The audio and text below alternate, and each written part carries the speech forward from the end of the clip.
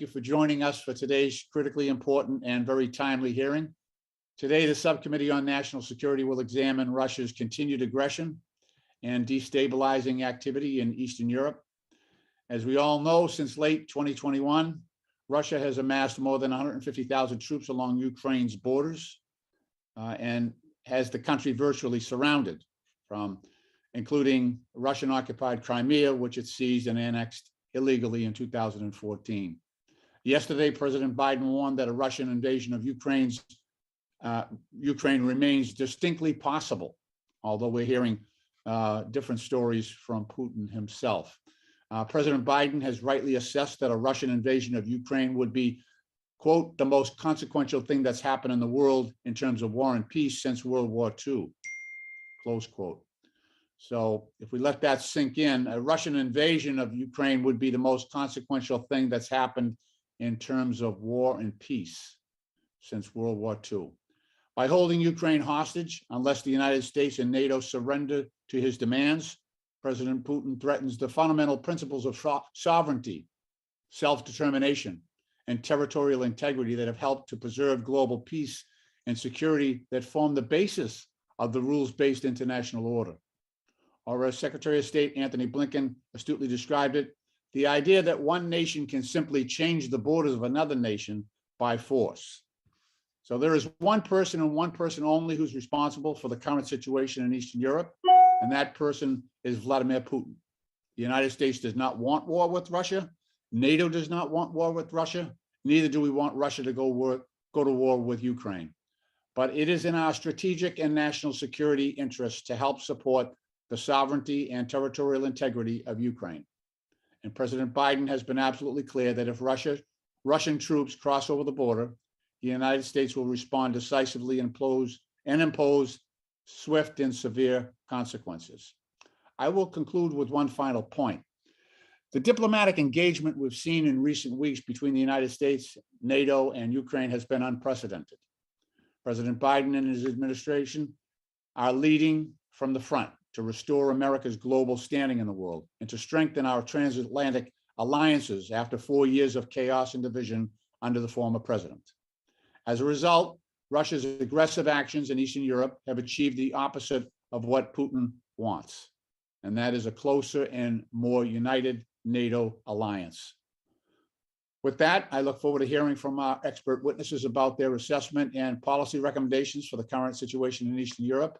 And I will now yield to the ranking member, the gentleman from Wisconsin, Mr. Grothman, for his opening remarks.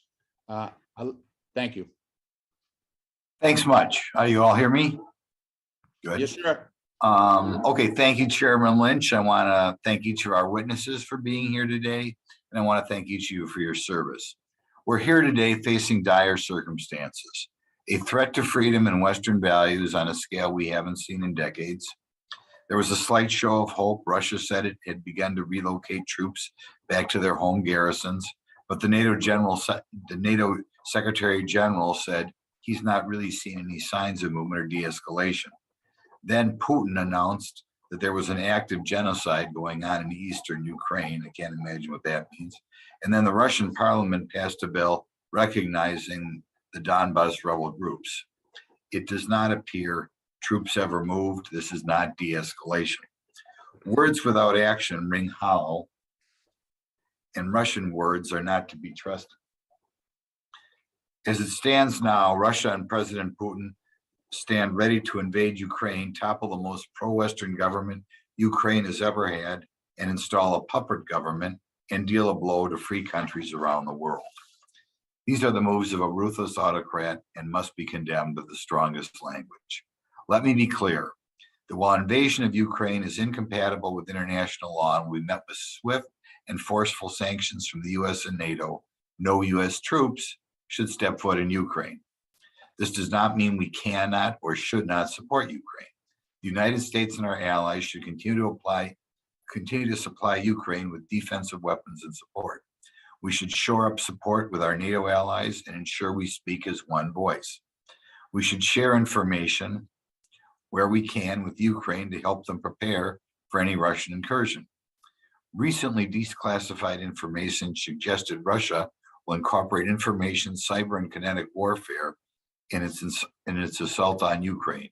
This could include a false flag in which Russia manufactures a cause by staging fake video of a Ukrainian attack on Russians to include actors portraying corpses.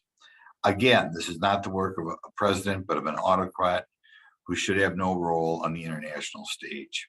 The Biden administration has spent months trying to defuse the situation with little or no success. That is because the president and Secretary Blinken are doing so from a position of weakness. They dropped sanctions on Nord Stream 2. They forecasted a lack of desire to implement proactive sanctions against Putin, and they've continued to allow allies, particularly Germany, to be easily fractured. And they continue to beg Putin for diplomacy. I don't think Putin can be met with weakness. All of this is colored in the background by the disastrous withdrawal from Afghanistan that kind of puts a cloud over, I think, the Biden administration.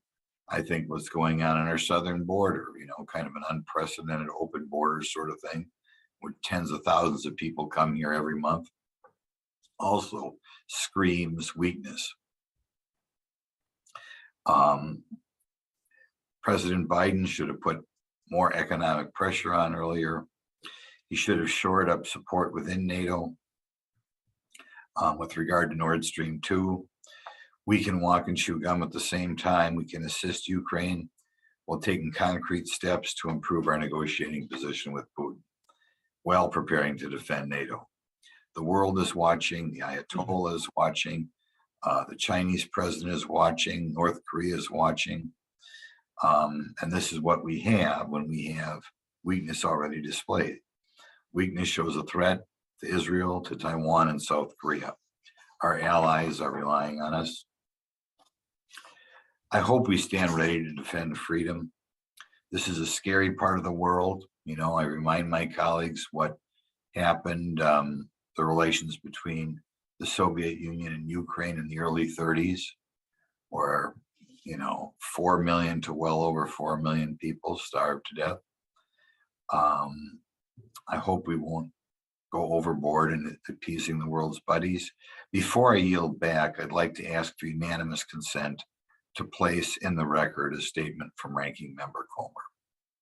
Thank you, and I yield back. Without objection, so ordered. The statement shall be submitted to the record. I thank the ranking member. I'd like to now recognize the chairwoman for the full committee, the gentlelady from New York, Ms. Maloney, for her brief opening statement. Thank you, Chairman Lynch. The fact that you are holding today's hearing with Russian forces ready to invade Ukraine at any moment reflects the seriousness with which you take your oversight responsibilities as chairman of the National Security Subcommittee. So I'd like to thank you, as always, for your leadership. The whole world is watching how we are reacting to this. Vladimir Putin is at it again. After his illegal occupation and annexation of Crimea in 2014 and his backing of separatist rebels in the Donbass region, he now appears to have turned his sights toward the rest of Ukraine. Over and over again, Vladimir Putin has shown that he has little, if any, regard for international law. He has poisoned and imprisoned political dissidents and conducted disinformation campaigns to interfere in democratic elections in other countries. He has enabled President Bashar al-Assad and Iranian-backed militias in the Middle East, which has contributed to humanitarian suffering on a massive scale. And now he's threatening to invade Ukraine unless the United States and NATO concede to his outrageous demands to deny the people of Ukraine their own political autonomy, security, and right to self-determination. As Speaker Pelosi rightly argued over the weekend, and I quote, "An assault on Ukraine is an assault on democracy," end quote. Fortunately, President Biden is not afraid to stand up for democracy. Unlike the former president who worked with Putin and Kim Jong-un, President Biden has united our allies to send a strong and message to Putin that we will impose swift and severe consequences on Russia if he uses any military force against Ukraine. But military power is not the only tool in Putin's toolkit. He will also likely continue to use other tools, including cyber operations, to try to destabilize and influence his enemies. Those threats extend not only to Ukraine, but also to our country, the United States. I was glad to see that the Cybersecurity and Infrastructure Security Agency, or CISA, over the weekend released a Shields Up alert that encourages all US organizations to, quote, adopt a heightened posture when it comes to cybersecurity and protecting their most critical assets, end quote. I'm very proud that the Oversight Committee has played an important role in enhancing and strengthening our nation's cybersecurity, and we did it in a bipartisan way. Our national security is definitely a bipartisan issue. And I look forward to continuing our work with the Biden administration to improve our nation's cyber defenses, especially in response to Russia's belligerent activity in Ukraine and around the world. I'd like to conclude by thanking the expert panel of witnesses for testifying today. And again, I want to applaud you, Chairman Lynch, for holding this timely and critical hearing. The whole world is watching. The whole world is concerned. We all thank you. I yield back.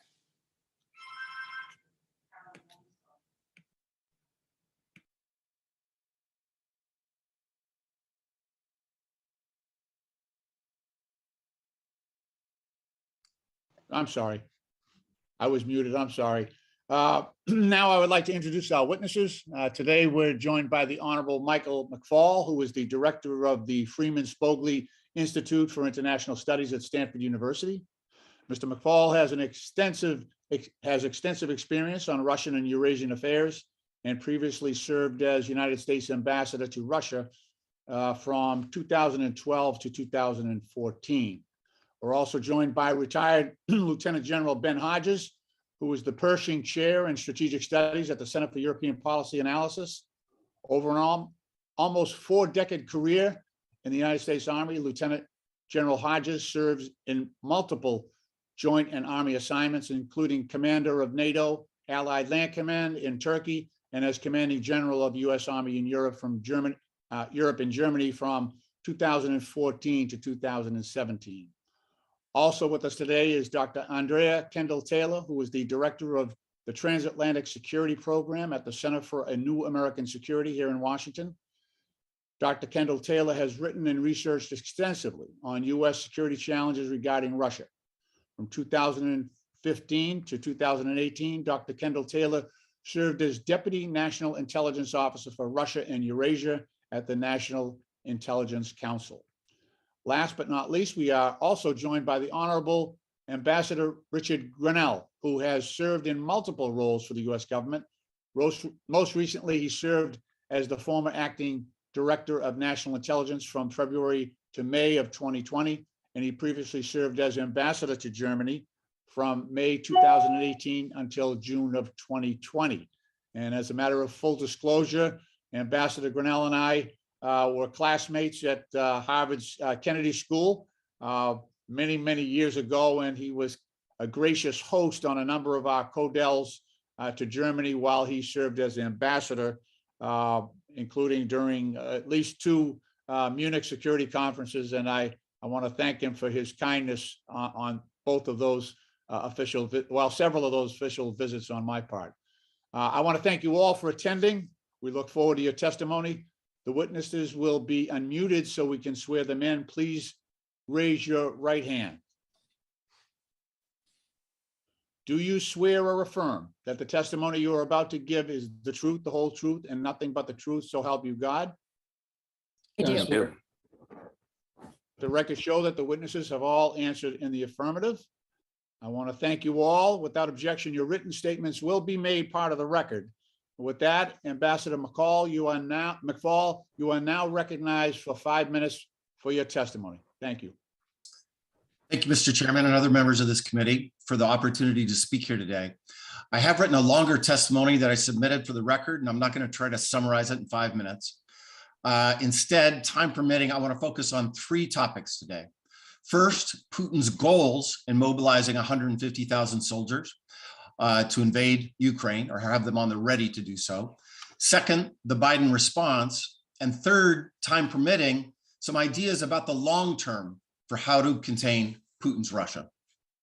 Given my particular expertise on Putin, somebody I met in 1991, written about for 22 years, and dealt with directly when I was in the government for 5 years, I'll focus mostly on the first topic, but have plenty to say on the second and third, time permitting, or maybe during questions and answers. So first, what does Putin want? What is his end game? Some have argued that we can end this conflict overnight by just ending NATO's open door policy. I believe that analysis is wrong. First, this argument assumes that Putin would credibly commit to a new agreement and stop threatening Russian democracy. Why? He's already violated numerous European treaties and agreements that Moscow signed in the past, including most germane to this crisis, the 1994 Budapest Memorandum on Security Assurances for Ukraine.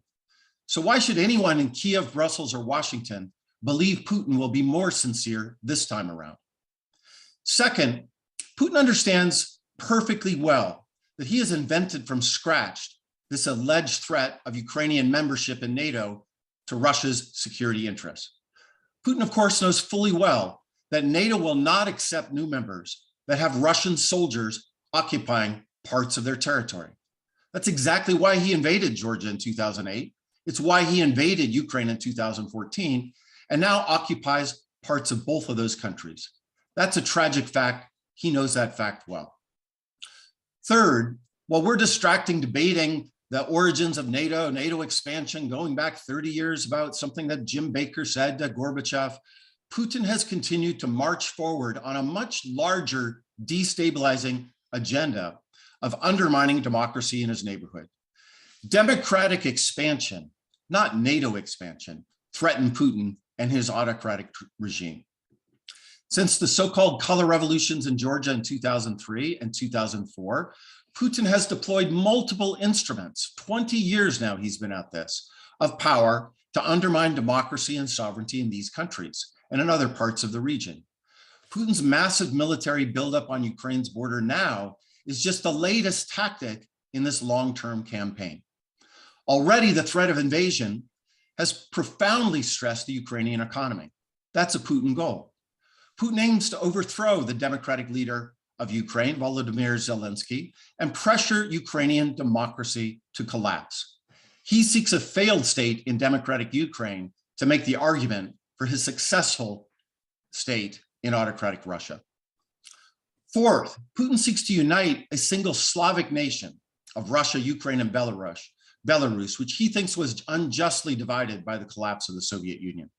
In a recent long article, Putin explained why Ukrainians and Russians, from his point of view, are one nation or one people. He wants to unite them again, even through force or coercion. Fifth, more broadly, Putin aspires to weaken and ideally destroy European multilateral institutions and continental norms about democracy and human rights.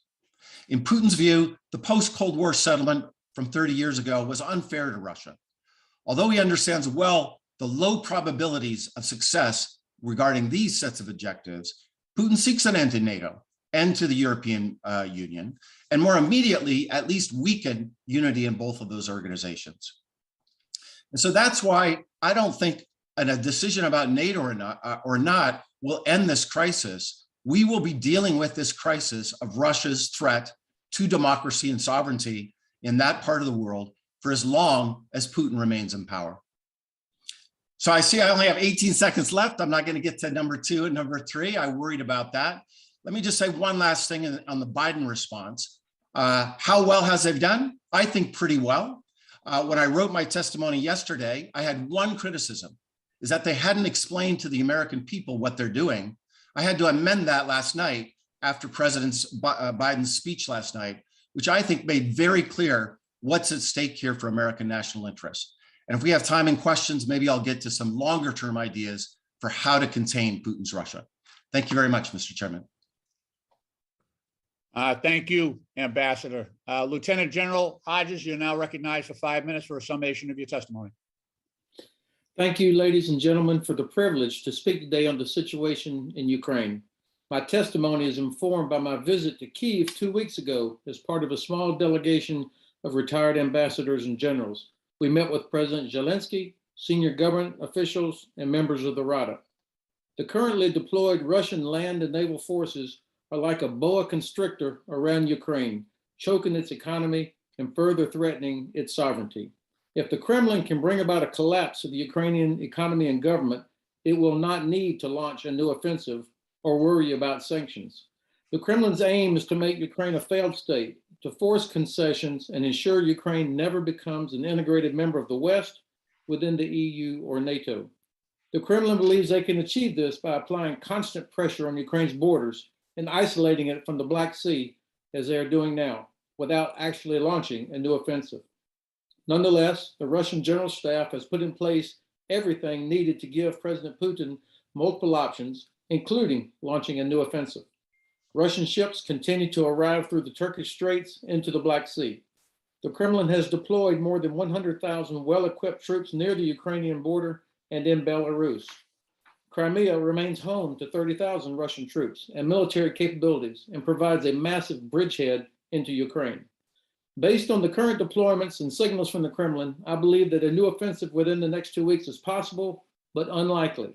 If there is a new offensive, I do not believe that it will be a massive assault on all fronts or a large-scale attack towards Kyiv. Such attacks are neither feasible nor necessary to achieve the Kremlin's aims. Any new offensive is more likely to be a continuation or expansion of the current conflict, particularly along the coast near Odessa and the Sea of Azov, the same pattern Russia has employed since 2008 in Georgia. There are no real signs of de-escalation from the Kremlin, despite recent vague comments from Moscow about minor troop withdrawals. We will know more in the next few days. In a way, it feels like we are watching a slow-motion train wreck happening before our eyes, and unless we can get the initiative, President Putin is driving that train. Belarus is a key part of the Russian scheme. Mr. Lukashenko could be gone by this summer. The Kremlin will send him into retirement and replace him with their own guy. We are seeing now the next phase of bringing Belarus formally and finally into the union state with Russia. Nobody in Europe will shed a tear at Lukashenko's departure, and the world will naively sigh in relief that Russia did not attack Ukraine again.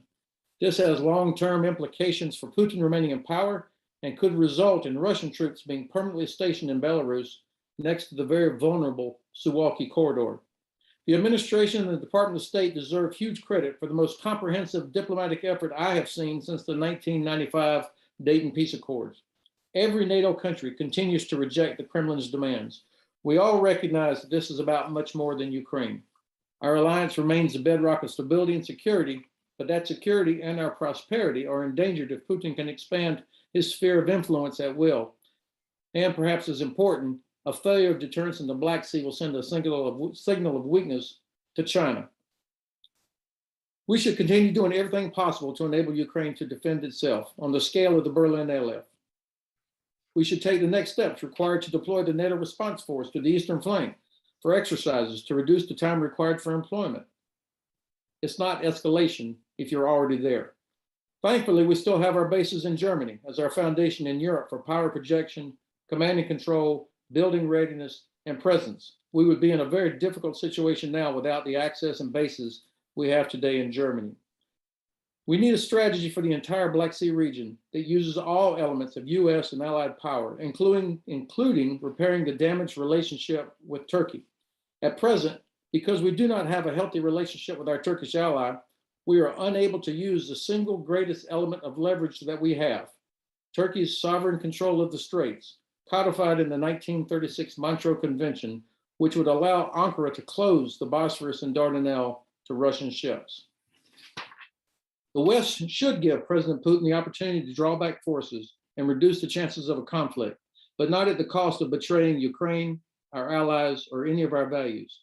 Of course, we should still maintain dialogue with the Kremlin, But we must understand the nature of diplomacy with the Kremlin.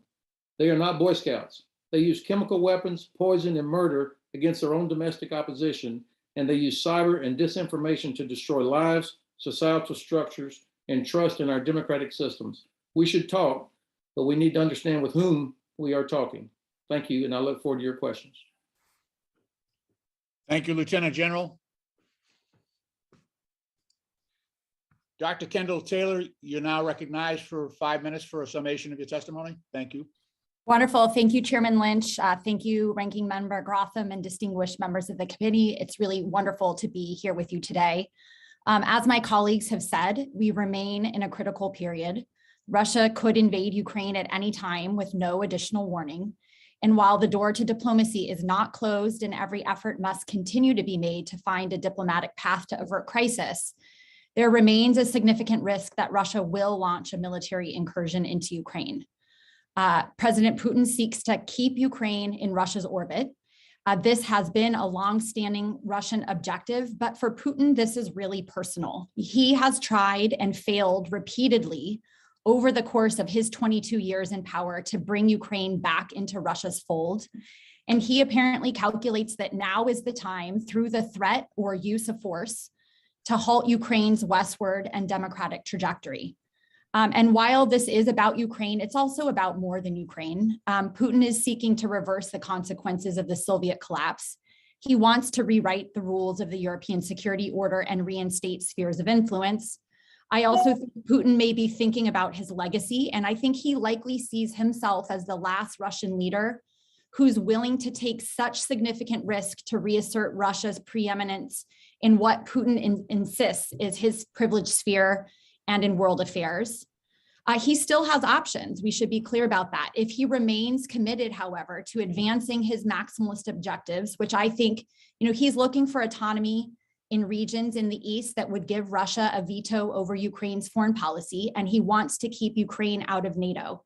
If he remains committed to these maximalist objectives, I think he could view a military incursion as necessary to accomplishing those aims. But the critical question now is whether there's anything short of those maximalist objectives that Putin could walk away with and that would be acceptable to Ukraine. This is a crisis of Putin's making, and he can still pursue a peaceful path if he chooses.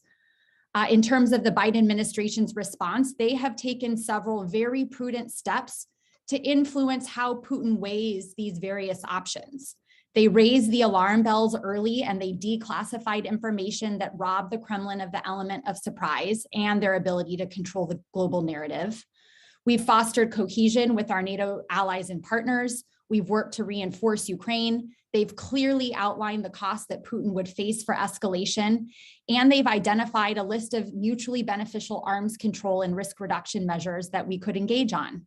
Along with other NATO member states, the administration also wisely sent US troops to strengthen the eastern flank and to ensure that if there is conflict, that conflict remains contained to Ukraine.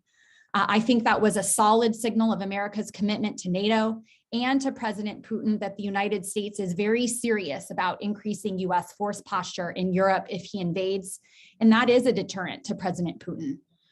We should also be clear that this is the riskiest thing that Putin has done in his 22 years in power.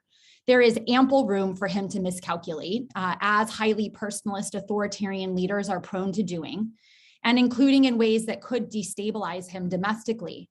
And so it's up to the United States and its allies to respond strongly and decisively to any escalation so that we're sure that that external pressure that Putin faces is punishing. Of course, there is a risk that the Kremlin could look to retaliate for costly Western sanctions. So Washington has to be prepared for and seek to prevent that escalating spiral of responses. But I want to foot stomp something that Mike McFaul was talking about. I think regardless of what happens in Ukraine, the United States needs a new approach to Russia. This military buildup was an unmistakable signal that the Kremlin has no interest in the stable and predictable relationship that Washington sought to establish. And if Russia invades and is successful in its objectives, it will only harden the dividing line between liberal democracy and authoritarianism. It's also, even if Russia doesn't invade, the United States can't simply return to its previous business of focusing predominantly on China. Washington and its allies are now dealing with a more brazen Russia, one that uses or threatens military force to pursue objectives that are at odds with America's interests and values. And we know, moreover, it's not just that they'll maintain the intent, but they will have the capacity to challenge US national security interests for decades to come. Russia will remain a persistent power. You can think of it as a good enough power, and that means that the United States can't afford to look past Russia. Of course, China is the most significant long-term challenge the US faces, but it's not the only challenge. And so Washington has to make strategic and budgetary decisions that reflect this reality. Thank you.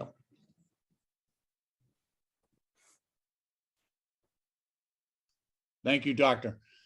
Ambassador Grenell, you're now recognized for 5 minutes for a summation of your written testimony. Thank you. Welcome. Thank you. First, let me just say to the Chairman Lynch, Congressman Lynch, my friend Steve, it's so great to see you so successful. You are the most important and successful student we've seen out of our class. And so I know so many people are cheering for you. It warms my heart to see you doing so well. Thank you very much.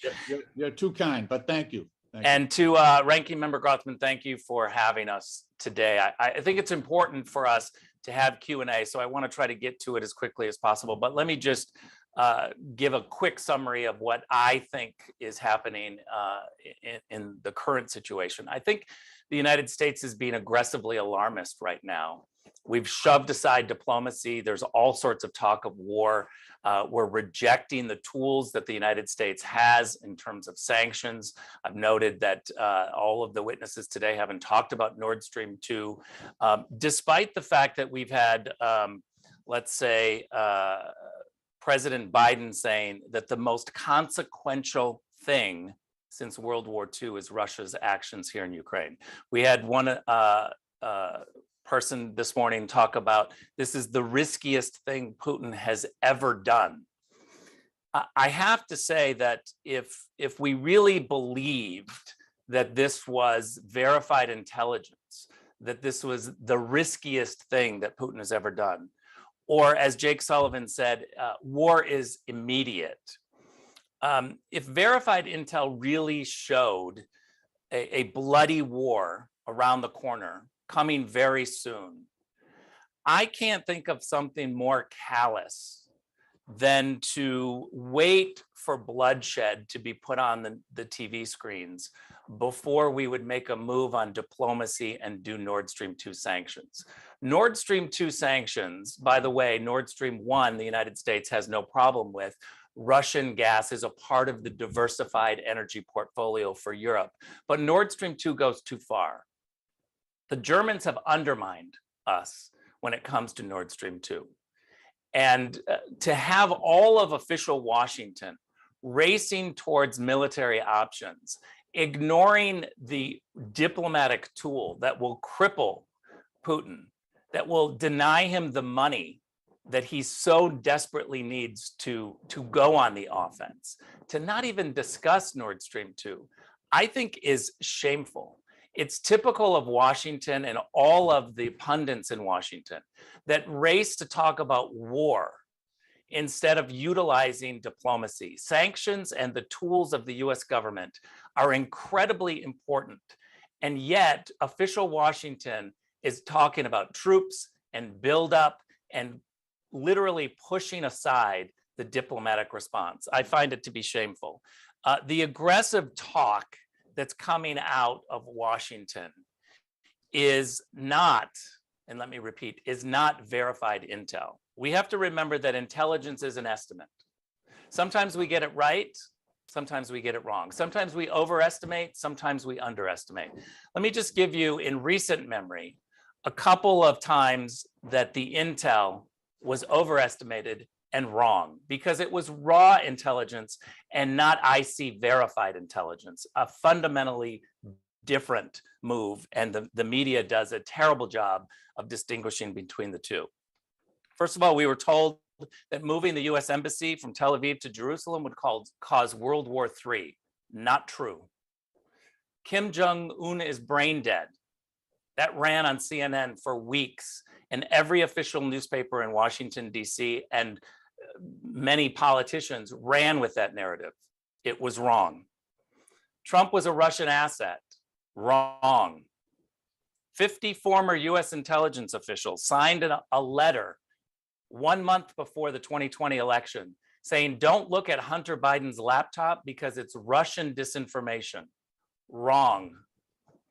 I think, lastly, let me just say that official Washington is also wrong when it comes to NATO unity. The Germans are undermining NATO. Many NATO members are not paying their fair share and their obligations. The Germans have attacked Estonia for trying to bring in hardware. And I will just echo what President Zelensky said about the US policy, and I agree with it, that right now it's the worst of both worlds. It's definitely not deterring Putin, and it's ruining our ally Ukraine's economy. With that, I look forward to taking many questions. Thank you. I now recognize myself for 5 minutes for questions.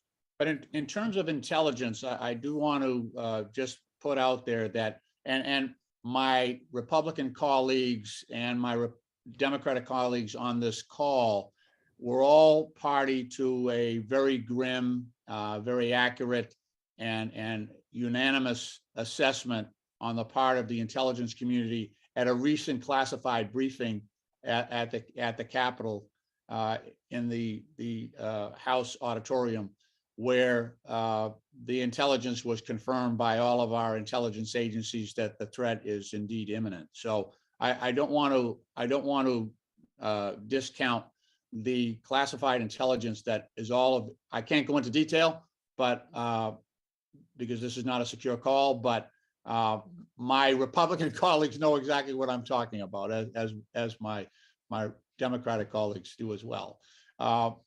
You know, President Biden has said that he's prepared to impose swift and severe costs on Russia if President Putin decides to invade Ukraine.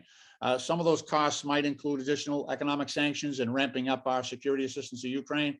And I do support the president in doing that, and I believe those steps are absolutely necessary. But in truth, we've had sanctions in place against Russia since he annexed Crimea. And that has not deterred Putin from poisoning political dissidents, launching cyber attacks, and interfering in our own elections. And I understand and appreciate that we don't want to do anything that would escalate the situation with Russia, or that could result in an armed standoff or a hot war between two of the largest nuclear powers in the world.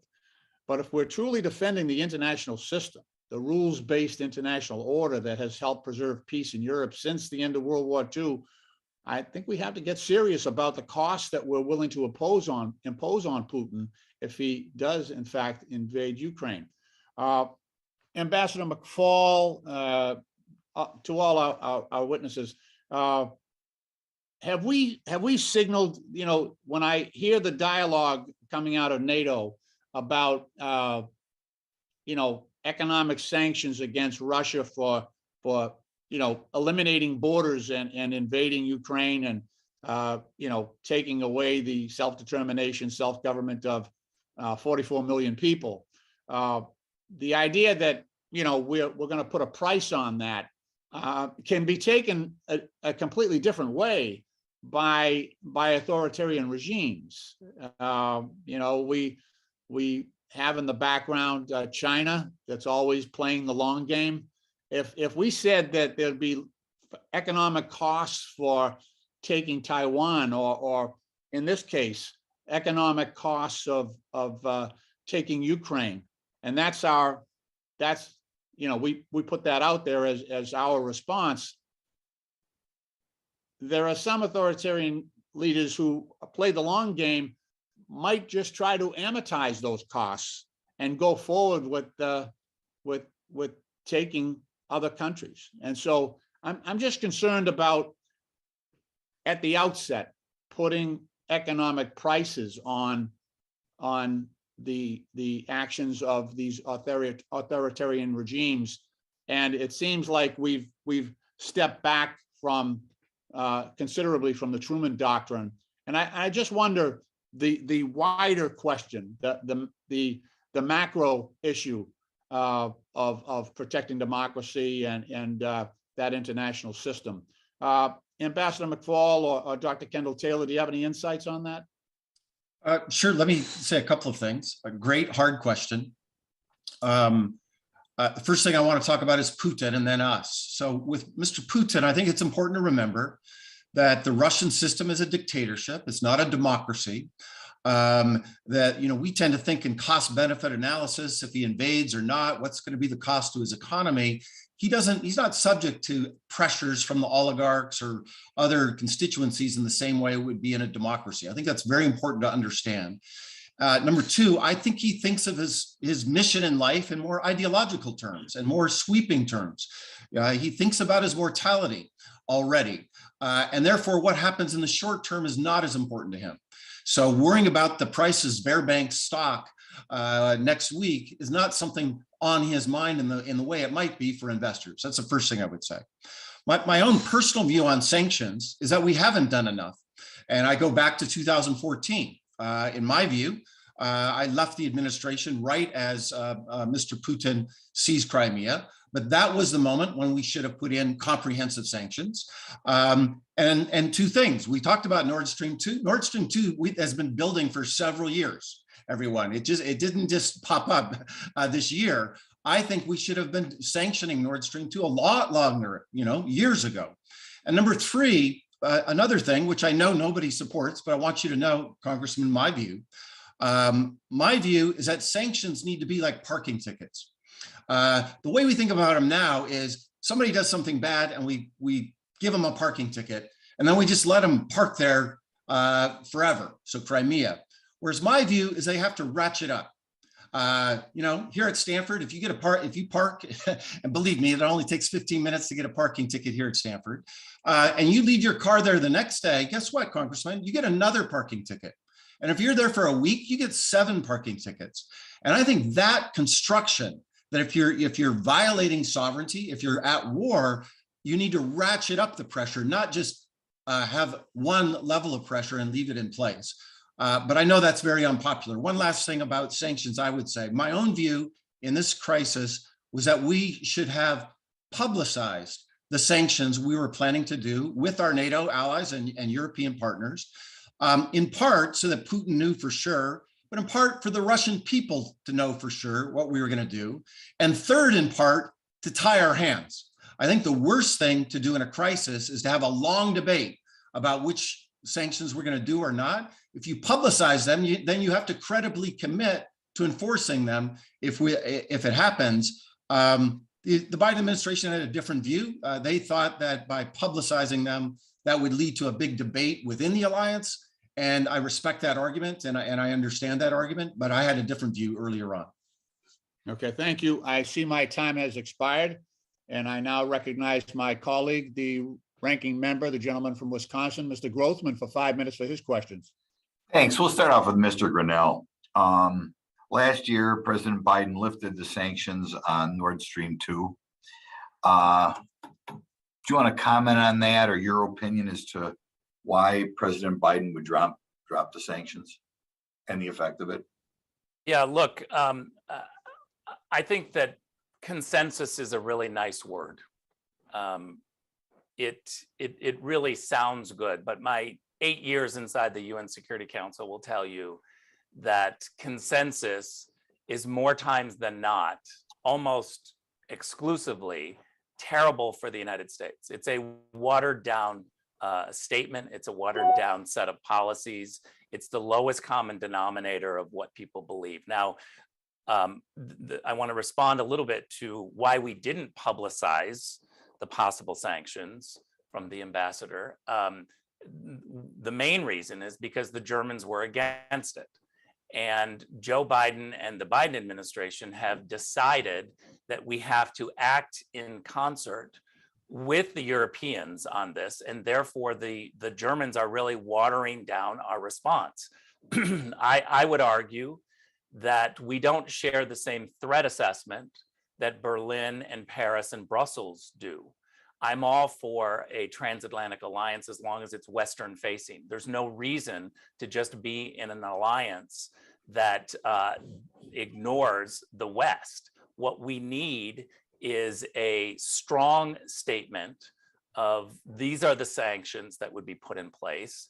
And we weren't able to do that. We weren't able to do that because what the Biden team maximizes is consensus with people who don't share the same threat assessment that we do.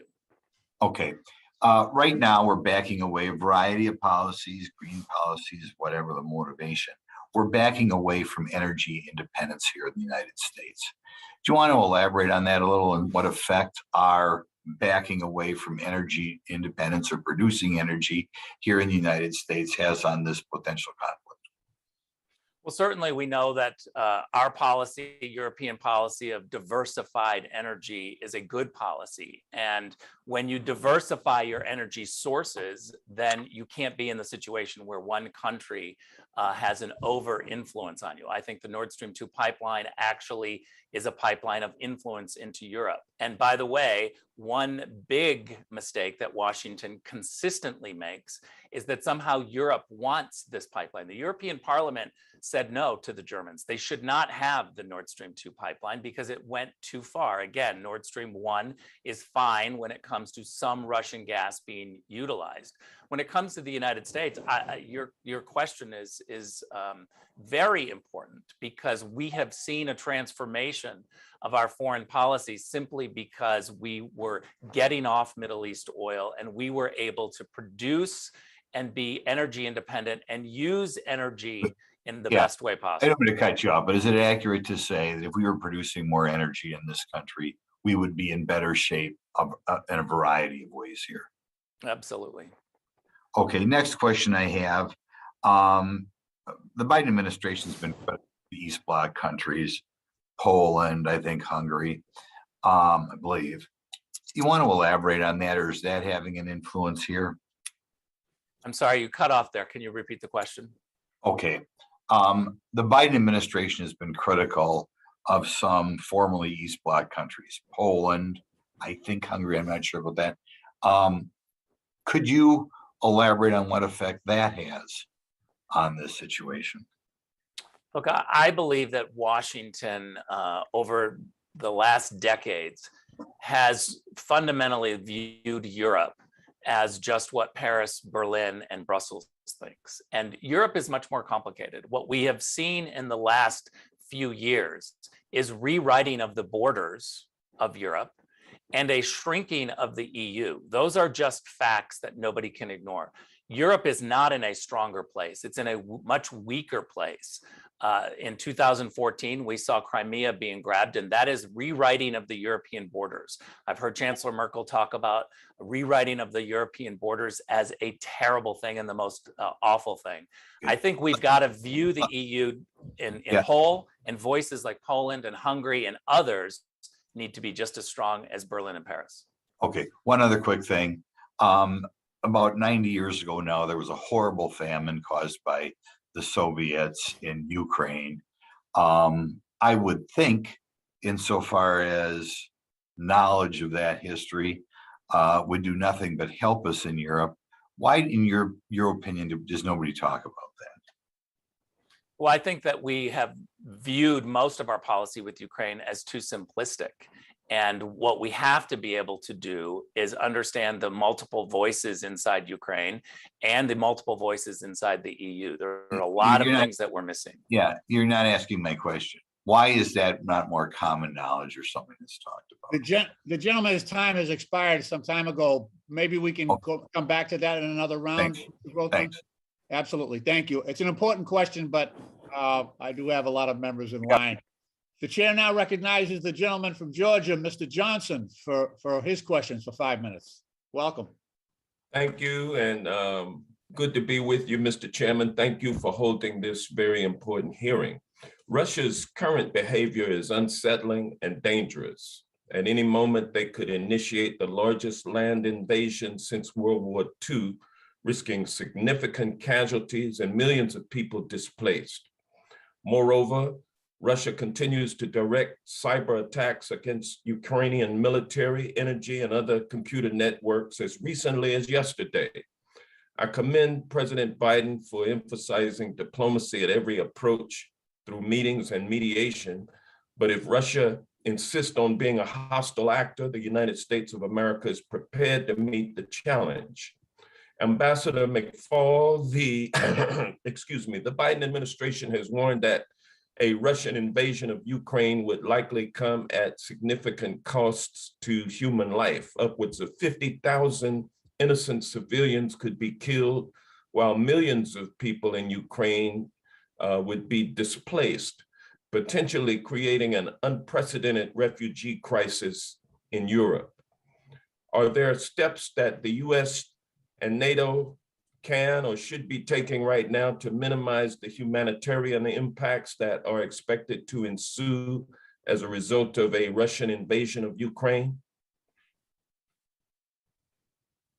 Thank you, Congressman. I'll just take a first stab, but I do think we should hear from General Hodges on this too, a man who knows a lot more about those kinds of issues than I do. I would say I'm impressed with what the Biden administration has done so far. It was very controversial to move our embassy from Kiev to Lviv. I think that was the right call. I think it was correct for the administration to call on Americans to leave Ukraine. That also was a very controversial call. I think it was the right call. The last thing we want to see, if God forbid Putin should decide whether to invade, would be to see Americans in Ukraine die as a result of that. Third, I want to remind everybody, Ukraine is not a homogenous society. If Putin launches an aerial campaign against its major cities, he will be killing ethnic Russians as well. It will not just be ethnic Ukrainians. And I hope that that's part of his consideration. On the one hand, he talks about we want to unite with our Slavic brothers. On the other hand, he is threatening to kill his Slavic brothers right now, not just ethnic Ukrainians, but ethnic Russians. And I hope that will give him some pause in terms of launching, the catastrophic war. And I think what Ambassador Grenell said about intelligence, I don't know if it'll be 50,000 or not. I think, as Andrea said, he's got lots of options between full-scale military intervention and something much shorter, including not even using boots on the ground or tanks. But anywhere in there, I think would be catastrophic. And I hope he thinks twice about those casualties that you just mentioned. Thank you, Ambassador. General Hodges, what is your assessment of the situation in terms of what would happen if Russia actually invades?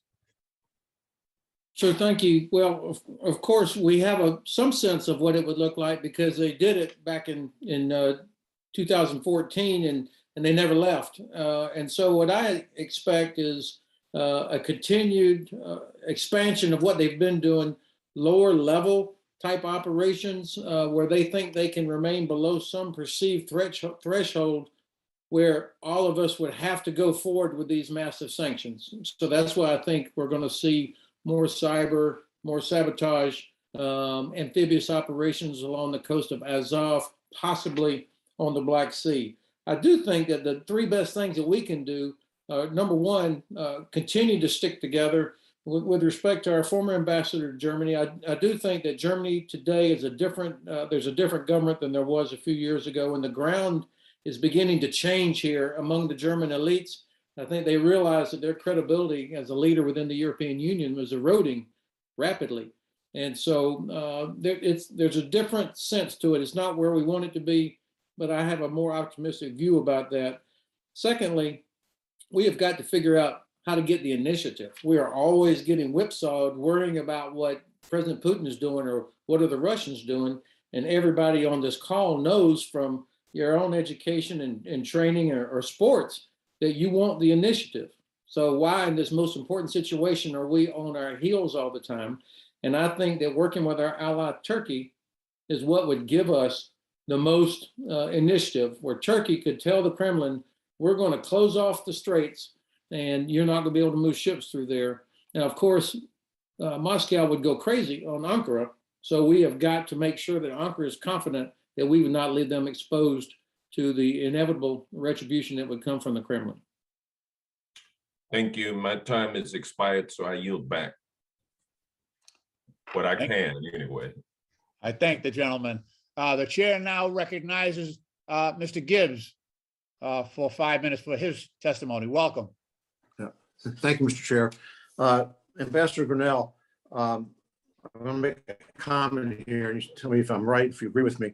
But the chairman made a comment earlier here a few minutes ago about how sanctions have been in place forever and they don't always work. And because I would argue that some of the sanctions, as you know, have been removed and we're looking very weak. But when Putin attacked Crimea in 2014 under the Obama-Biden administration, I believe that was the last time that Putin or anybody else in the world gained an acre of land by aggression. That's correct, Ambassador Grenell? From 2016 to 2020, when Donald Trump was president, we did not see President Putin or Russia go on this type of offense. That's the point I wanted to make. Thank you for concurring with that, because I think sanctions do work and strength does work. And we've seen the Biden administration, their disgusting withdrawal out of Afghanistan put a strong signal to the rest of our aggressors around the world, including Putin, that they probably get away with most of anything now. They're challenging this administration. So that's what I'm saying. The administration looks very weak right now. And that's why we got this problem. Do you believe Germany, Ambassador Grenell, do you believe Germany will ever approve sanctions to the Nord Stream 2? No, I don't. I think it's very clear that their current energy needs are pushing them to actually have this Russian gas pipeline. It's really important to note as well, is that the German government promised that there would be 2 liquid natural gas terminals, at least 2, in Germany that they would utilize US LNG for. As soon as Biden was elected, the German government canceled those 2. There is no more plans to have terminals in Germany to receive liquid natural gas from other sources. That's interesting. I guess I wasn't aware of that. Then also, I guess, signals at the same time, he said President Biden did that. He also pretty much shut down our fossil fuel industry in the United States by not renewing or not opening leases up in federal lands and curtailing pipelines and just sending incentives for the industry not to produce more. But then at the same time, begged OPEC and Russia to produce more, which is actually, I call it Putin's dirty gas. And that's what they're sending to Europe and Germany. So that's really, really a shame. Ambassador Grenell, can you talk a little bit more? We've heard so much about, you mentioned about the not verified intelligence.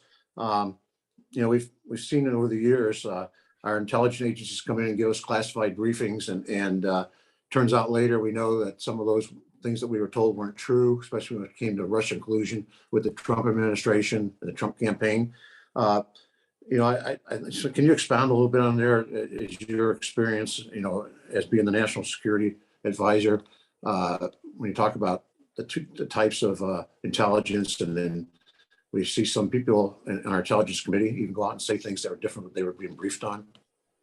Look, it's really important to note that the facts that the Russians are building up along the border are true. The intelligence agencies are correct when they give us that assessment that there is a military buildup. But it's quite a different point when you try to look at the analysis of why.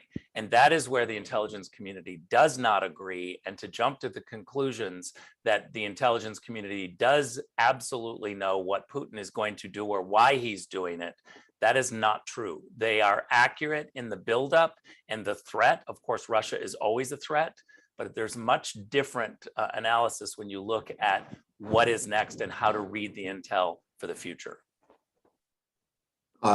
Is reading intel, is that really a legitimate thing, or are politics, is there political pressure put on some of our people in intel to do or don't do things? What would you say about that? I would say that the majority of our intelligence officers are phenomenal people who care very deeply about the United States.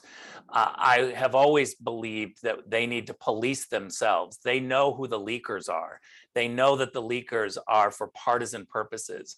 It's no secret that the leaks have stopped under the Biden administration.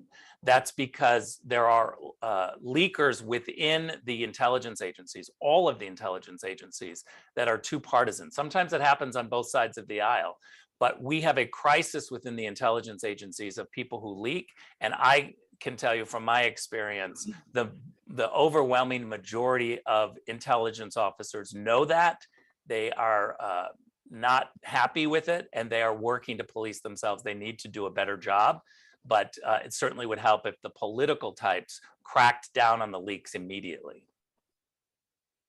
Okay, thank you. I'm now out of time. I yield back. Thank you. The gentleman's time has expired. The chair now recognizes the gentleman from Maryland, Mr. Mfume. You are now recognized for 5 minutes. Welcome. Thank you very much, Mr. Chair. I want to thank you and Ranking Member, Mr. Grothman, and everyone who's gotten us to this point. This is a very important topic, obviously, and this particular hearing, I think, will help clear the air on some other things, and then hopefully put this in perspective in some other ways. More than anything else, the bottom line here is that this is Russian aggression. It's man-made Russian aggression. I think we can all agree that this is about Vladimir Putin. It is not about the Russian people per se.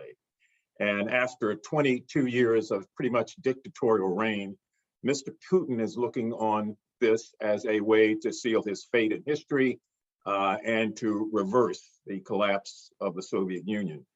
I'm a member of the Ukrainian caucus here in the Congress. I can tell you that we have, like all of you, watched this situation with a great deal of interest. Like some of you, I remember well, because I grew up in a Cold War America, the old Soviet Union. I remember reading in the weekly readers about something called the Iron Curtain, and had to be explained to me what was going on. And my parents and my uncles told me about the war they had just come out of. I grew up in the Korean era in the 1950s, and the Soviet Union's continued dominance that carried on throughout that. So I got a different perspective on this. And some people might say, well, why is this so important? I guess because I've seen what's happened when you don't treat things like this as important. I remember Hitler's aggression and what was known as war creep. And I can tell you what we're seeing here is war creep. It started just this century in 2008 with taking of Georgia. And, you know, we were silent, essentially. We've watched after that in 2014, as we all know, and it has been stated, the taking of Crimea.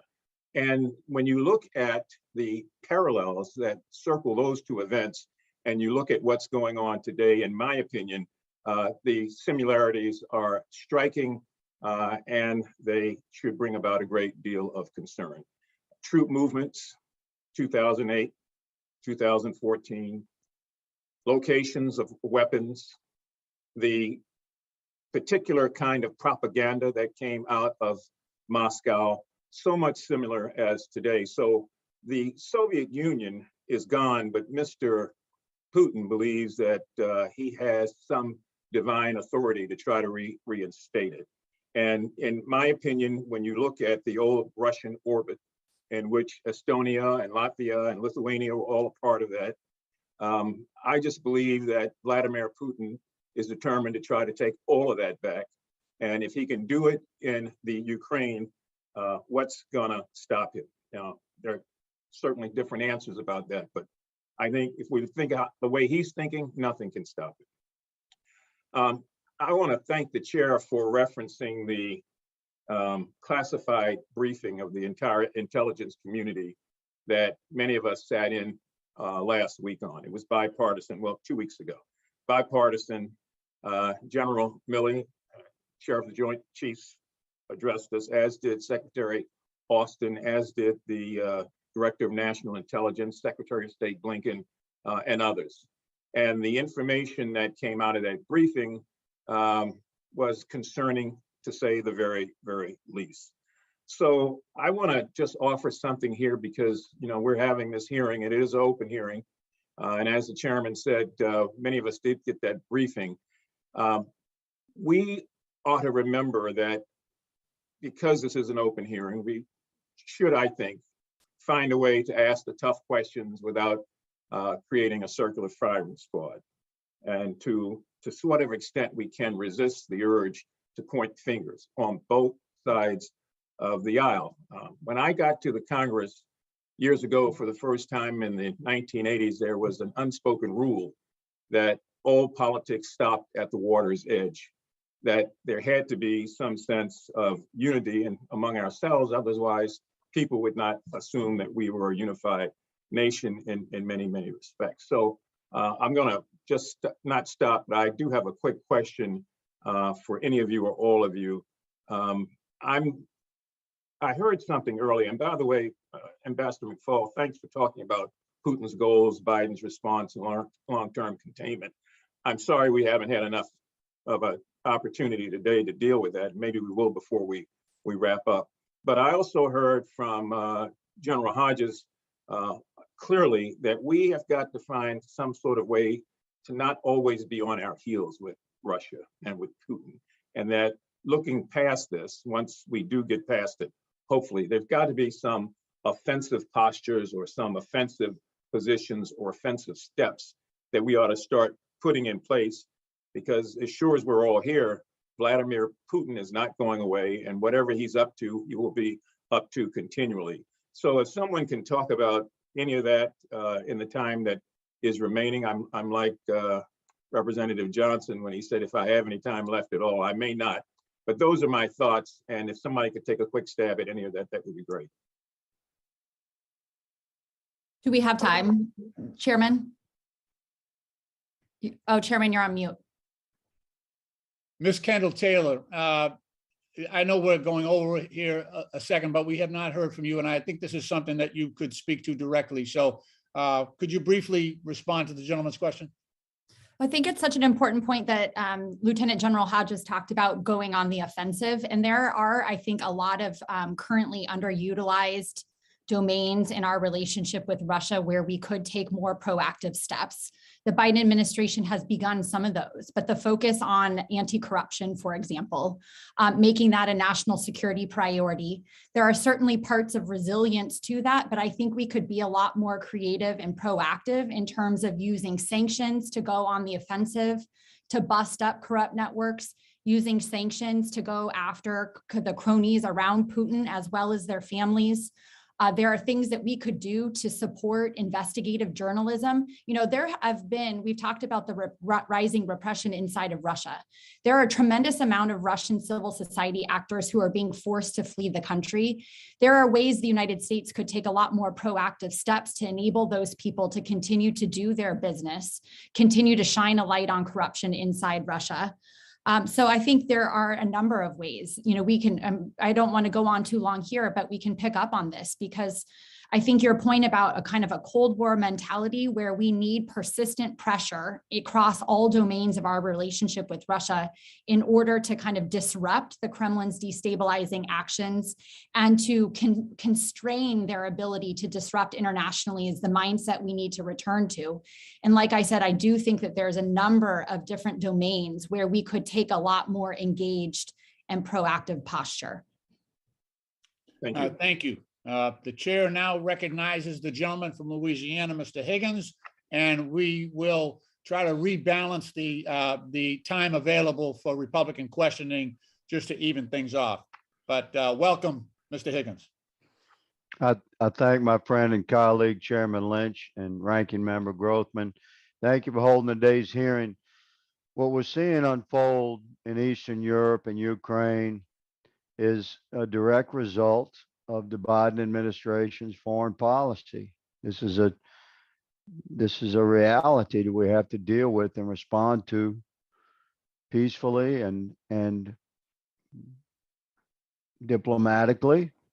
But we have to recognize that the current administration owns the turmoil we're witnessing worldwide. Weak leadership out of the White House has emboldened America's adversaries. When the American president presents himself as soft and unstable, the whole world suffers. If we do not change course, Putin will take advantage of the world stage and he will solidify Russia's position in the world and increase his economic leverage and his energy leverage. A key factor in countering Russian aggression during the last administration was American energy dominance, expanded LNG exporting agreements with our European allies, and sanctions on the Nord Stream 2 pipeline served as an important counter to Russian influence and aggression in the region. Instead, our White House has sought to restrict United States oil and gas production and has waived sanctions, allowing the Nord Stream 2 pipeline to move forward. These actions have empowered Putin and increased Europe's reliance on Russian energy. Leaders across the world are questioning the strength and resolve of America's president. Weakness invites aggression, and President Biden has unfortunately exhibited weakness, both on the international stage and domestically here in the border crisis, the shameful retreat from Afghanistan.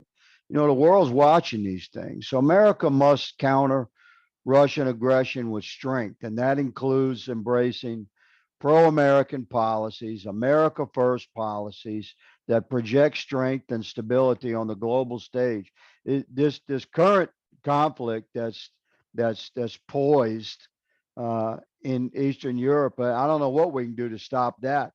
We should have stopped it before it got here by displaying strength and resolve and strong America policy, America First policy, and energy dominance. Mr. Grenell, heads up, sir, I'm going to ask you a couple of questions. With President Biden lifting the Trump administration sanctions for like removing the sanctions on the Russian Nord Stream 2 pipeline, how has this enabled Putin to push on Eastern Europe and reignite his aggressive policies that he pursued under the Obama administration? Congressman Higgins, thank you for that analysis. I think that it was very accurate, and it's also frustrating to see. I would say that you are correct that weakness invites aggression. And we've seen it in a variety of cases. Certainly, getting rid of the Nord Stream 2 sanctions has really emboldened Putin. There's no question about it. There's a lot of hand-wringing in Washington that we need to go on the offense, or we need to constrain Russia's offensive behavior. There's no better way than to cut off Nord Stream 2 sanctions, except for the Biden administration lobbied the Senate to drop Nord Stream 2 sanctions. That is a strategic mistake, just like when the Biden administration got the Houthis off the terrorist list. What did we see within weeks after that? The Houthis were sending missiles into the UAE. I want to just reiterate your point about weakness inviting aggression is exactly what we're seeing with Putin. From 2016 to 2020, we did not see this aggression. The last time we saw this aggression was in Crimea when Joe Biden was the vice president. I thank you for your response, Mr. Chairman. Thank you for holding this hearing. I look forward to a bipartisan agreement on how we can move forward to encourage a resurgence of American strength overseas, so we can bring some stability to Europe. Thank you, Mr. Chairman. I yield. The gentleman yields back. The chair now recognizes the gentlelady from Florida, Ms. Wasserman Schultz, for 5 minutes. Welcome. Thank you, Mr. Chairman.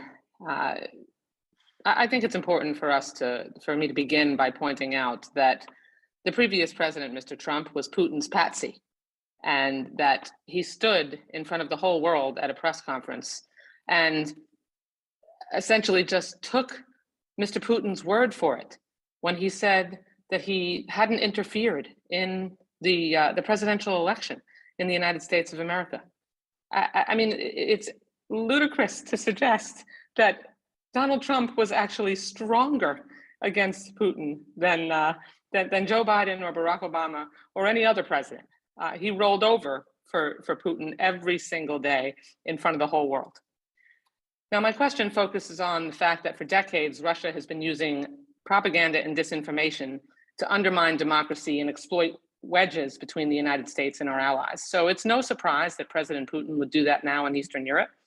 Through multiple disinformation channels, Russia portrays itself as an innocent victim of Western aggression and uses Ukrainian leaders of being, quote, pure Nazis. The goal seems clear: validate further Russian intervention in Ukraine. Ambassador McFaul, in the context of Russia's troop buildup on the Ukrainian border, what are Russia's aims in launching this propaganda campaign, and who are the intended audiences? It's a big question. Thanks for asking. I would say a couple of things. One, Putin is an ideologue. He's not some realpolitik, cost-benefit analysis person that just thinks about power. He thinks about ideas. He agrees with what President Biden said in his address to you all, that we are in a battle between autocracies and democracies. He believes that. He's very explicit about it, by the way. You don't need a PhD in Russian studies. You can read it. He's very blunt about what he thinks.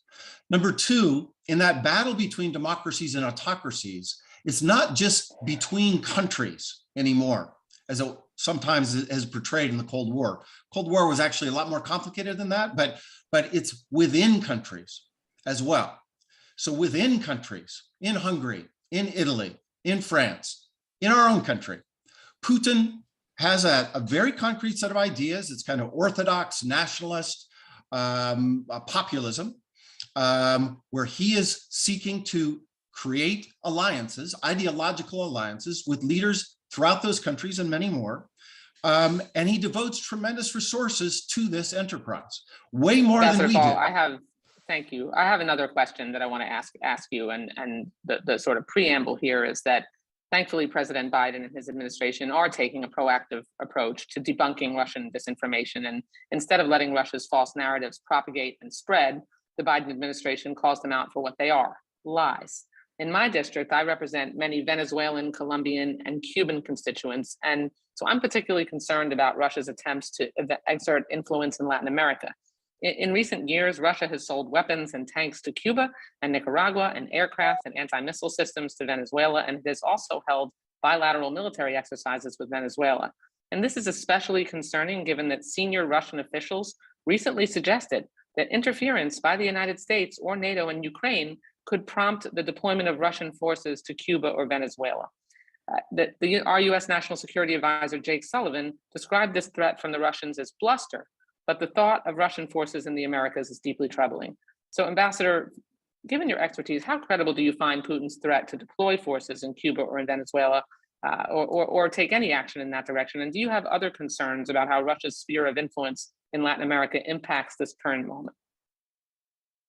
Thanks for the question. And Dr. Kendall-Taylor's thought a lot about this question too. So if we have time, I want to hand over the baton to her. Would love you both to answer. But I just think what you're talking about illustrates the point that I was trying to make.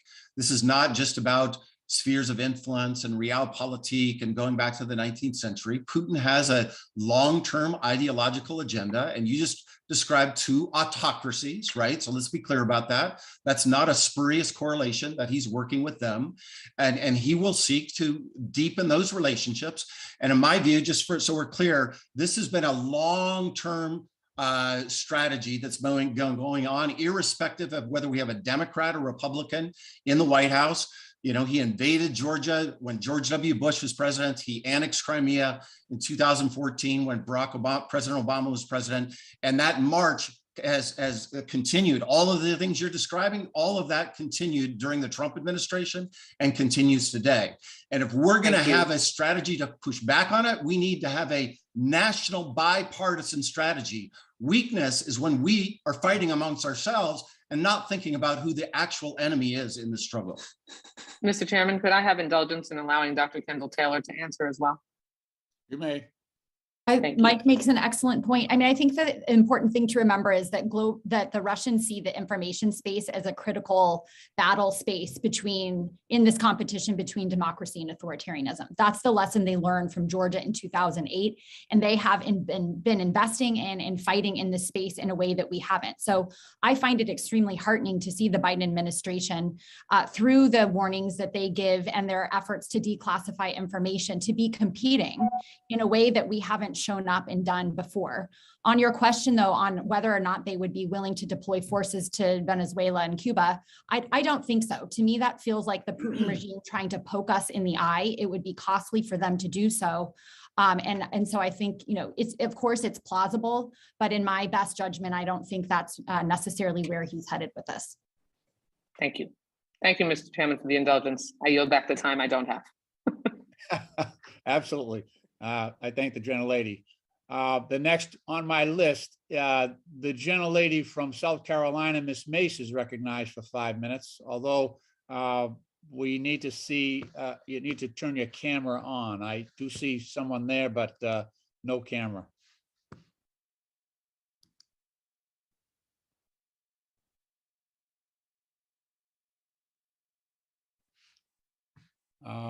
Okay. Perhaps Ms. Mace has stepped away. We will go next to the gentleman from California, Mr. DeSaulnier. Welcome. You're recognized for 5 minutes. Thank you, Chairman Lynch. It's always a delight to see you in your library.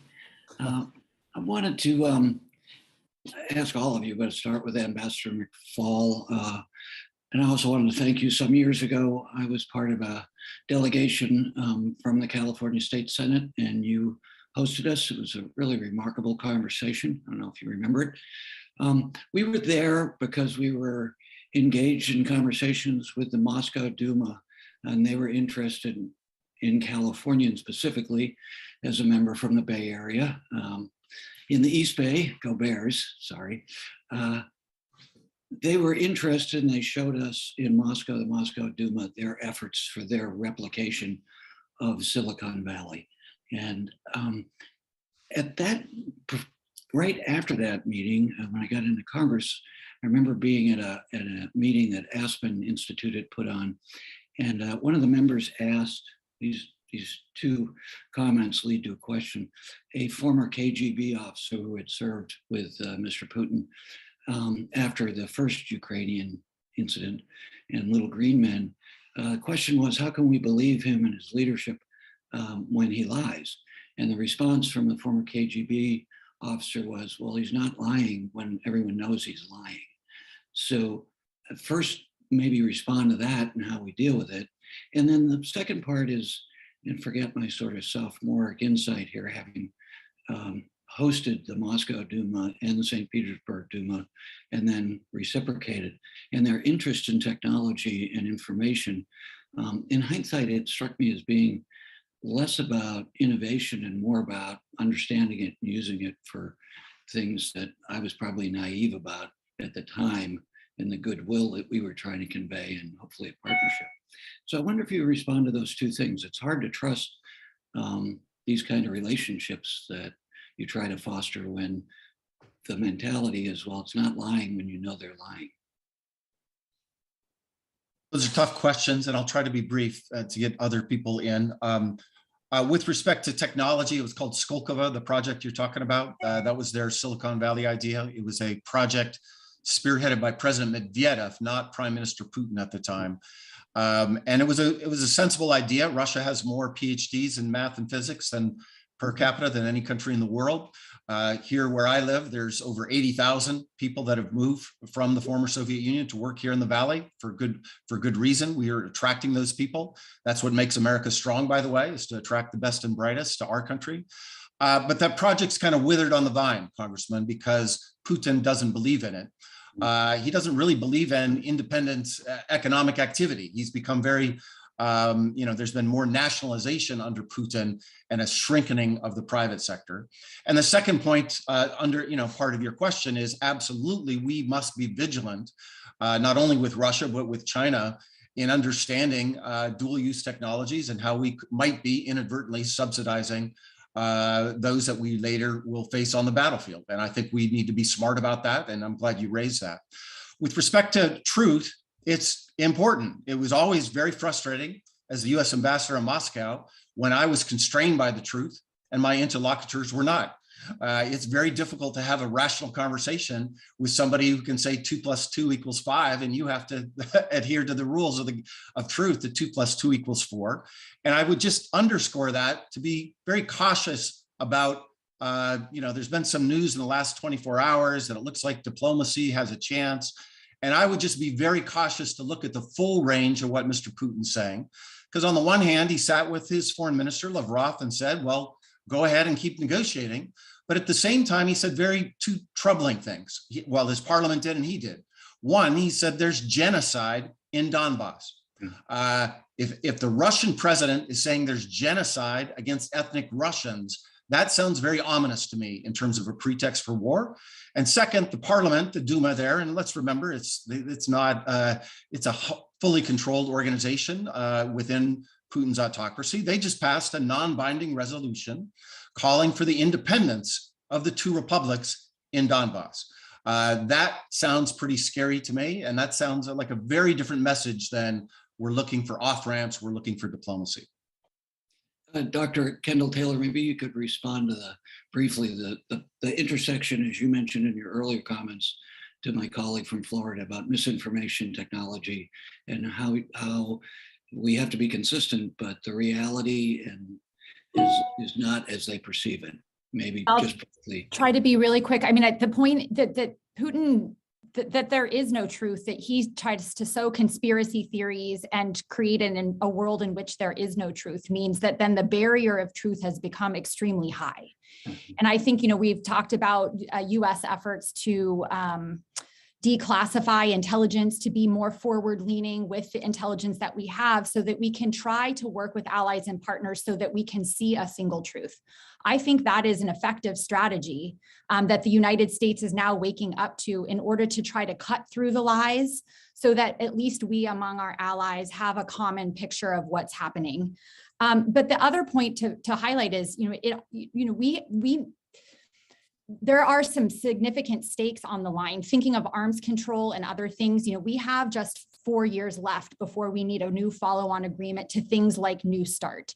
It is extremely difficult to negotiate these types of agreements with the Russians in an environment where Putin lies and regularly reneges on the treaties that he signs. And we are going to have to think about what an approach looks like. What are the confidence building measures that we can start, however small, so that we can build some semblance of a relationship in order to put the guardrails on the relationship that we so desperately need. And that's going to be a challenge. And that's where I think we need to do thinking, because the stakes are really high.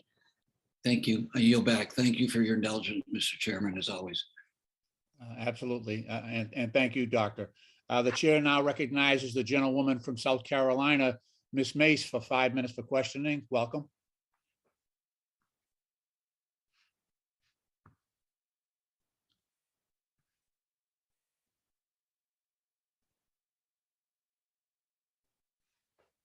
I did, in fact, see Ms. Mace on the screen briefly a moment ago. But in the interest of time, I'm going to move on to the gentlewoman from California, Jackie Spear. You're recognized for 5 minutes.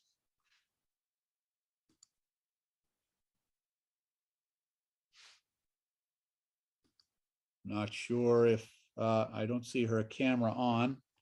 Why don't we go to the gentleman from Vermont, Mr. Welch? I see your camera's not on either, but perhaps you could do so.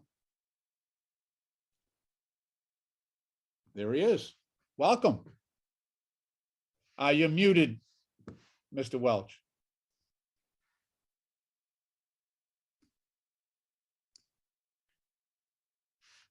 You're muted. There you go.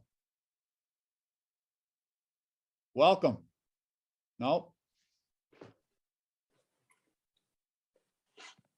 Forgive him, Mr. Chairman. He graduated from Holy Cross. Am I on? You are on. Welcome. Please, you are, you have 5 minutes. Thank you. Thank you very much. I apologize. I want to thank the panel for your extraordinary presentation. You know, I think we're unified here about our opposition to Russian aggression, and it's pretty clear they're willing to do it. They took Crimea and now surrounding Ukraine.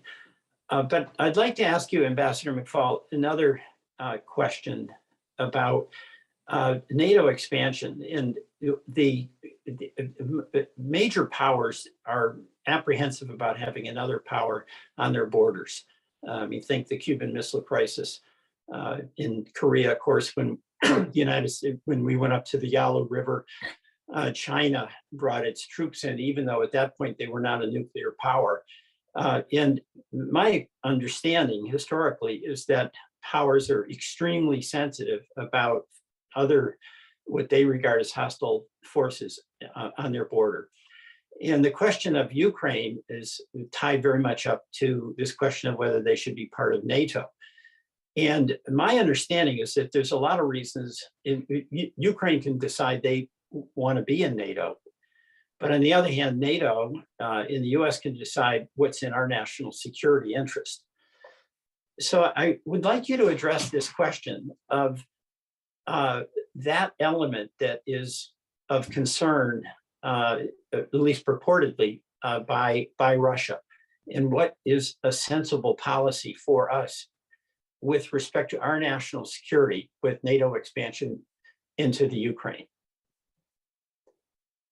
Thank you for the question. It's a really hard, complicated one that goes back historically.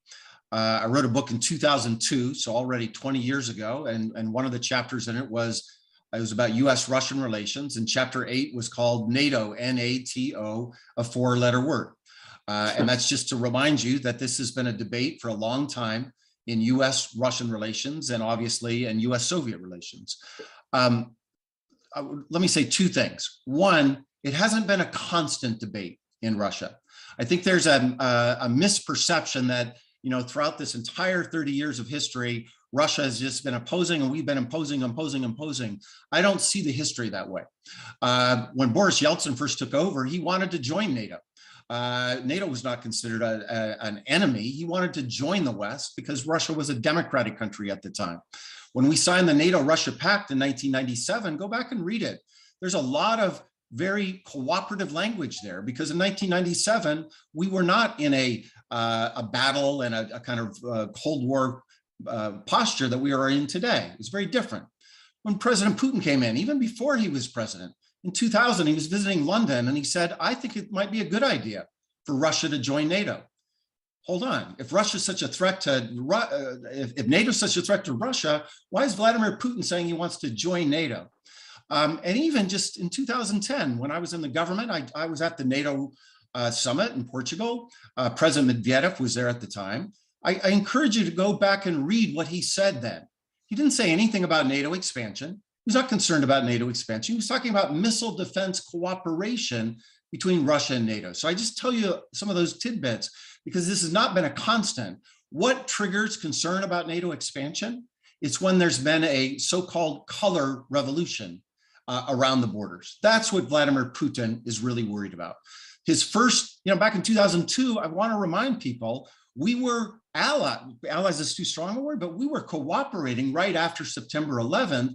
That last major wave of expansion that was announced in 2002 was not a big event. Right. It was after 2003, 2004, and then what happened in 2014. Okay. Thank you. Thank you very much. Dr. Kendall-Taylor, do you want to give your point of view on this? I agree with everything the ambassador just said. I think the other important way to think about it is, these countries are asking to join a defensive alliance. And if President Putin pursued a less antagonistic and aggressive approach to his neighbors, I think there wouldn't be such a press and such a demand from these countries to join what is a defensive alliance. It's really notable to see even in countries like Finland and Sweden, who are not part of the alliance, the way that their internal debate has changed, again, in the face of renewed Russian aggression against Ukraine. They are talking in a very renewed and reinvigorated way about the prospects of NATO membership. So all of the things that Mike said, I also agree with, but just to add the point that the reason that these countries want to join this alliance is because of Russia's own aggressive actions. And if it were to revise its approach to its neighbors, then I think Russia itself would be in a very different place. Okay, I yield back. Thank you very much. I thank the gentleman. At this point, I would like to recognize Mr. Grothman, the ranking member, for any concluding remarks that you might have, ranking member. Just as a courtesy, I would yield you 5 minutes for any concluding remarks from the minority. Thank you. Okay, I'm glad we had the hearing. I think it's important to stress the gravity of the situation and the degree to which past, I guess I call it nothing else but weakness, puts us in this situation. I think it's important, as I mentioned during my questioning, to talk about past relations between Russia and the Ukraine. I don't see a downside to it. And I think it's something everybody ought to be aware of, so that everybody in the world understands that there may be some natural animosity between the countries. Can I ask Mr. Grenell one more question? Of course, of course. Okay. I would like to ask you your opinion of NATO expansion. So I agree with Ambassador McFaul that it's a difficult question, and it's something that's fraught with all sorts of issues. First of all, I would say that no one should be telling Ukraine that they cannot seek NATO membership. We've seen the Germans try to do that. We've seen the Biden administration suggest to the Ukrainians that they take that off the table, and certainly that would please the Russians. But no one should be telling a country, especially Ukraine, not to seek NATO membership. With that being said, I find it difficult to add NATO members at the present time when current NATO members are not paying their fair obligations. Why would we extend this defense umbrella to more nations when the current ones are not paying and being good members? I still am of the mindset that the Germans are undermining NATO like never before, and we need to call it out. Okay. Well, thank you for that. Thank you for your opinion. Maybe I should give one of the other witnesses a chance to respond to that as well. Maybe Ms. Kendall-Taylor. In terms of what our NATO expansion? Yeah. I mean, I just repeat, I think what Mike said is, like, it hasn't been a consistent story, that Russia has been more or less kind of sanguine about NATO expansion over the course of history. And it really is, again, these countries demand to join a defensive alliance. I think the other thing that we need to focus on, obviously NATO expansion is one issue, but this is really also a question about a country, Russia, using the threat of force or the use of force to change borders. And so that in and of itself, I think, is extremely important to push back against that principle alone. I agree with you. I'll wrap up by mentioning that in our Pledge of Allegiance, we pledge allegiance to the Republic of the United States of America. And while there's some ambiguity as far as who said it, upon writing the Constitution, I think Benjamin Franklin is usually quoted as saying, as we have a republic if you can keep it. I think it's important that important members of our foreign affairs establishment understand what form of government we have. And if you don't understand that, I don't think you really understand why America has become such a great country, and you don't understand what we should be encouraging other countries to become. Okay, again, I'd like to thank our chairman for convening this committee. It was certainly very interesting.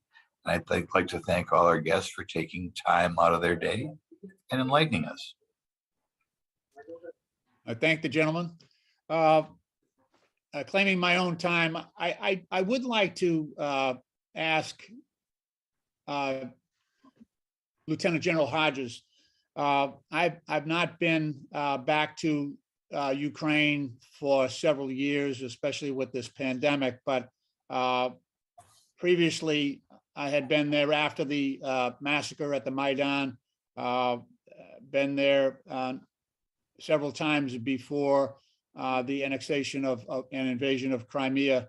And it was a challenge to get a sense of the readiness and willingness of Ukraine to defend itself. Previously, before the Crimea annexation, we did see there was a draft that was instituted for males, I think, from 18 to 35. It was not as coherent as you might like. I've also had an opportunity to visit a number of our bases, in Germany, in Landstuhl, and got the flavor of the acceptance of U.S. forces in Europe.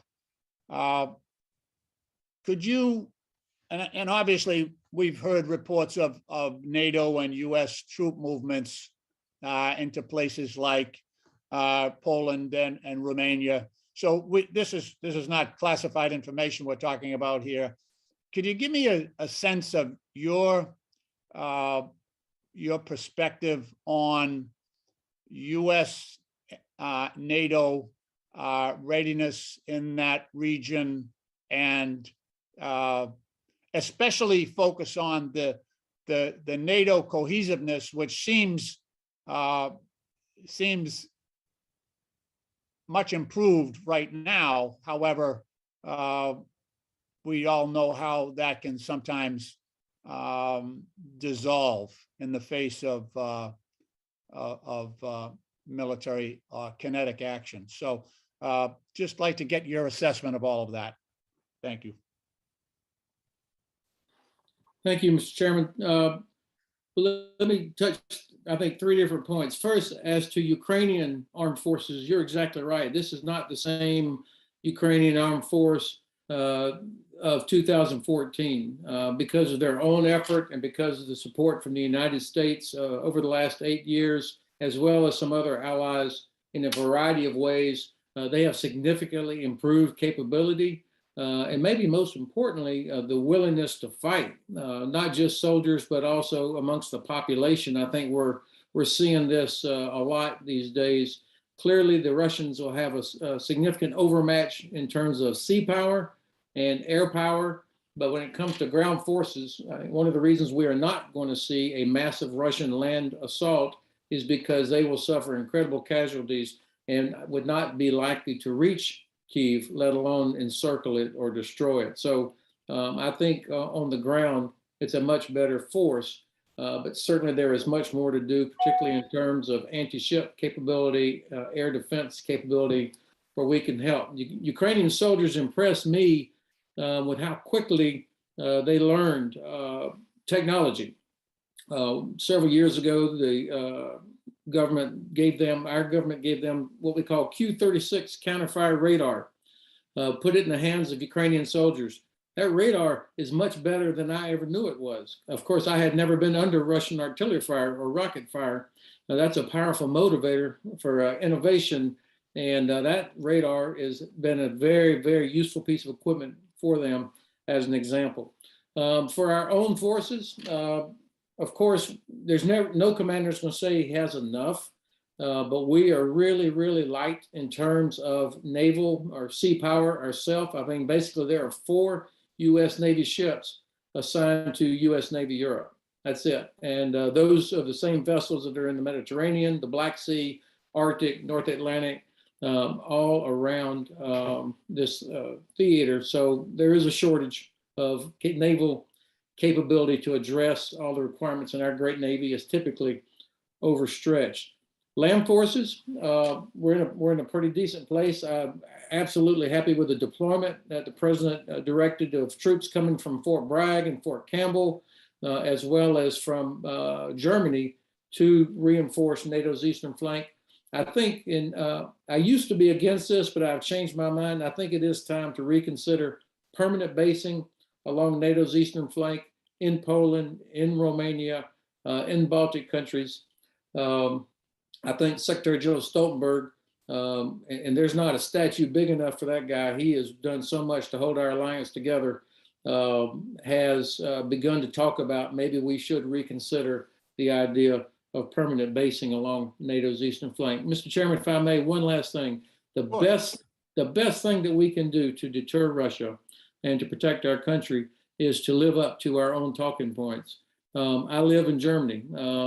I'm from the great state of Florida, but I've lived here now for the last several years since retiring, and it is hard to watch. And all of my European friends shake their head when they talk about January the 6th. They can't believe what they see and hear. And I'm not talking about just in Germany. I'm talking about the full range of European countries, and it undermines our desire to project American power when we look so divided. And I mean, it's not who they all grew up respecting. And it really, so I commend this committee for trying to address this, the work that you're dealing with, that you're trying to do. But we are so vulnerable right now to everything that the Kremlin wants to do. We're an easy target, to be very candid.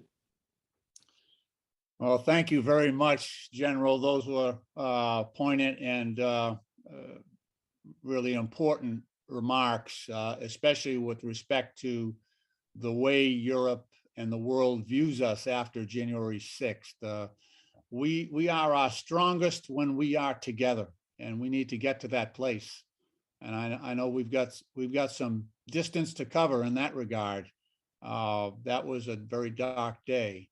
But I do appreciate your assessment, and I hope you're right with respect to the readiness of the Ukrainian people. So I want to thank all of our witnesses. You've been terrific. I want to thank our members for your thoughtful and insightful questions. I really do appreciate the work you've put into this, and I think it revealed a lot during the hearing. In closing, I want to thank our witnesses for their remarks today. I want to commend my colleagues again for your participation in this important conversation. And with that, and without objection, all members will have 5 legislative days within which to submit additional written questions for the witnesses to the chair, which will be forwarded to the witnesses for their response. And I ask our witnesses, if you receive questions in that regard, please try to respond as promptly as you are able so that we can close the record. This hearing is now adjourned. I thank you all, and please be safe, and thanks for your participation. And thanks for your service to your country, both past and ongoing. Thank you. Thank you.